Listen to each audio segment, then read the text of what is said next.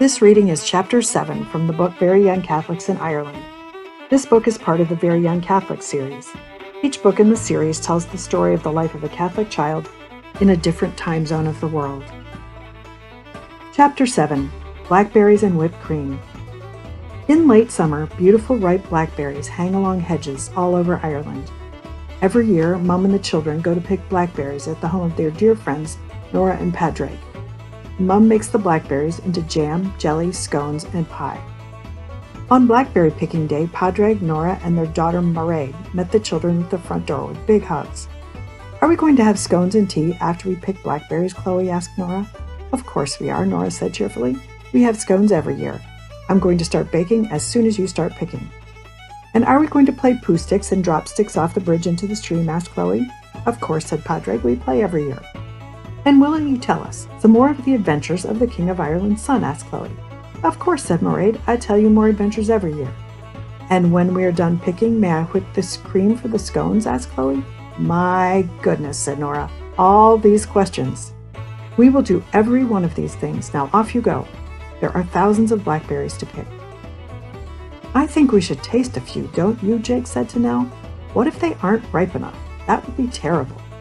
"What if they are ripe and they are delicious and we eat them all right now?" Nell said, looking at him quizzically.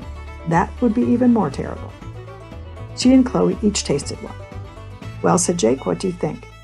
"Definitely delicious," said Nell. "Pick as many as you can, but don't eat them all." All three set to work. The sun shone down on their heads and the air smelled sweet. A few puffy clouds sailed across the sky, and butterflies went flitting through the blackberry blossoms. They picked steadily for a long time. After they had filled their bins with blackberries, they had time for all their usual games.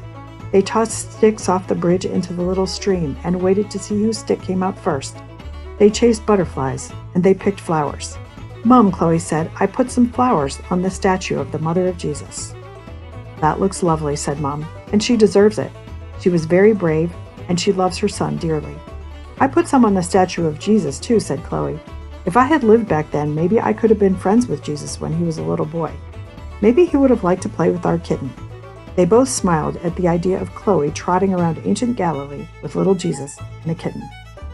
Just then, Nell called from the kitchen. "It's time for scones. We better hurry, or Jake and John will eat them all." "I'm going to whip the cream," cried Chloe, leaping up and dashing for the kitchen. She picked up the copper bowl and the whisk and began beating vigorously. Her brothers watched anxiously for the moment when the cream would look perfect and they could put it on their scones and blackberries. "There is no better treat than tea and scones with fresh blackberries," declared Nora. "Every summer, Padraig and I look forward to this afternoon. Now tell us everything that you have all been doing." The kitchen immediately filled with chatter, in which a million happy stories were all mixed together. When everyone had eaten as many scones as they could, Mairead and the children slipped away. Mum, Nora, and Padraig were having such a lively discussion that they did not even notice for quite a while. Suddenly, Mum looked around. "It's time for us to start home," she said. "Where do you suppose that Mairead and the children have vanished? Did they go to pick more berries?" They stepped to the door and looked around. "Nell," called Mom. "John, Chloe, Jake, where are you?" There was no one to be seen anywhere in the fields, but they could distinctly hear the sound of laughing. Nearby there was a tiny old building, and it seemed as though the laughing was coming from there. Suddenly the children appeared at the door and window. "Mairead was telling us more stories about the King of Ireland's son and the enchanter of the Black Backlands," called Jake. "The most exciting stories ever," Chloe rejoiced, "about the unique tale and Fidelma, the enchanter's daughter. And about the enchanter's horse, a slight red steed," added John. "That was an amazing horse. It could run all day and jump over a house." "We were pretending that this was the stone house of the enchanter," explained Jake. "I was the wicked enchanter, and I was going to make John thatch the roof with feathers." Mom and Nora smiled. "We know that story well," said Nora. "It's a famous Irish tale.